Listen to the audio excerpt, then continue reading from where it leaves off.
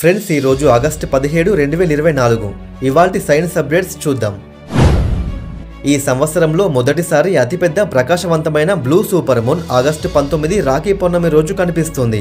ఆ రోజు మధ్యాహ్నం 3 గంటల నుండి పూర్తి చంద్రుడు స్టార్ట్ అవుతాడు. నాసా ప్రకారం ప్రతి 2-3 సంవత్సరాలకు ఒకసారి బ్లూ మూన్లు ఏర్పడతాయి. పోయినసారి బ్లూ మూన్లు అక్టోబర్ 2020, ఆగస్టు 2021, మళ్ళీ ఇప్పుడు తర్వాత 2027లో మేలో సంభవిస్తుంది.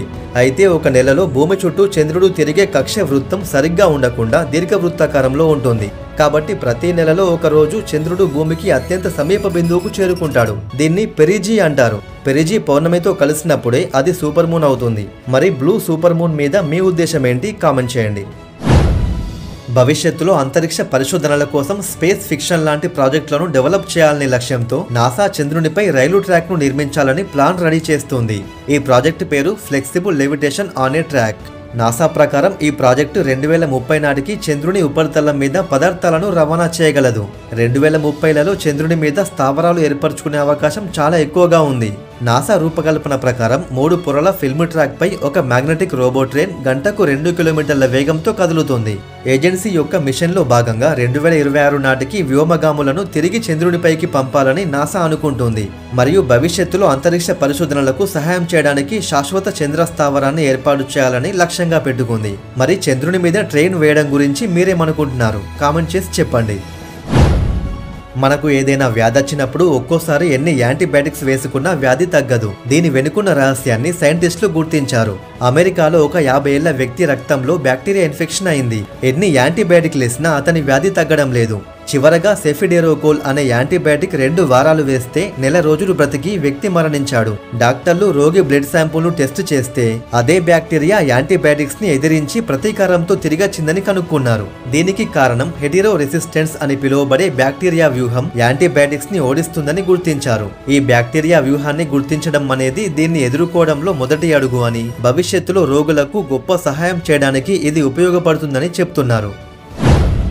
టర్కీలోని 13,000 సంవత్సరాల పురాతన ఆలయంలో ప్రపంచంలోని పురాతన క్యాలెండర్ కనుగొనబడింది. ఒక రాయి స్తంభం మీద సూర్యుడు, చంద్రుడు, నక్షత్రాలు, రాశులు చెక్కబడి ఉన్నాయి. మరియు 365 వి ఆకారపు చిహ్నాలున్నాయి. మరియు ఒక పక్షి ఆకారపు మృగాన్ని కూడా చెక్కారు. ప్రతి వి ఒక రోజును సూచిస్తుంది. మరియు 12 నెలలు కూడా చెక్కి ఉన్నాయి.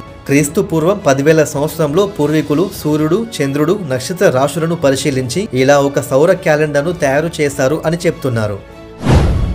ఆస్ట్రేలియాలోని గ్రేట్ బ్యారియర్ రీఫ్ చుట్టూ ఉన్న సముద్ర ఉష్ణోగ్రత ఈ సంవత్సరం గత 400 సంవత్సరాలలో ఎన్నడూ లేనంతగా పెరిగింది. దీనివల్ల అక్కడి పగడపు దిబ్బలకు, సముద్ర జీవులకు భారీ ముప్పు కలుగుతుందని సైంటిస్టులు హెచ్చరించారు. గ్రేట్ బ్యారియర్ రీఫ్ 3,48,000 స్క్వేర్ కిలోమీటర్ల విస్తీర్ణంలో ఉంది. ఆస్ట్రేలియాలో వేసవి కాలమైన జనవరి నుండి మార్చి మధ్య ఈ విషయాన్ని గుర్తించారు. ఇలా వేగంగా వేడెక్కడం మరియు కాలుష్యం వల్ల పగడపు బ్లీచింగ్ ఏర్పడుతుంది. అంటే పగడపు దిబ్బలు వాటి శక్తివంతమైన రంగులను కోల్పోయి తెల్లగా మారుతాయి. దీనివల్ల అక్కడి జీవులు చనిపోయే అవకాశం ఉంది. ఈ నెల ఫస్ట్ వీక్లో యుఎస్లోని మిసిసిపి అడవుల్లో ఒక శిలాజ కలెక్టర్ నడుచుకుంటూ వెళ్తుండగా నీళ్లలో మునిగిపోయి ఉన్న ఒక పెద్ద దంతాన్ని గుర్తించాడు. తీరా అదేంటని తీసి చూస్తే 7 అడుగుల పొడవు, 200 కిలోల బరువున్న ఒక మముత్ దంతం. మముత్ అంటే 4,000 సంవత్సరాల క్రితం జీవించి అంతరించిపోయిన పెద్ద ఏనుగు జాతి. ఇది ఆ ప్రాంతంలో కనుగొన్న మొదటి శిలాజం. శరీరంలో ఎముకల కీళ్ల మధ్య ఘర్షణ లేకుండా చేసే మృదులాస్థి పాడైపోతే ఆపరేషన్ లేకుండా దాన్ని తిరిగి పెంచే కొత్త ఇంజెక్షన్ ని సైంటిస్టులు కనుక్కున్నారు. ప్రస్తుతానికి దీన్ని గొర్రెలలో మాత్రమే పరీక్షించారు. జంతువుల్లో ఇది 6 నెలల్లో మృదులాస్థిని సరిచేయగలదని చెప్తున్నారు.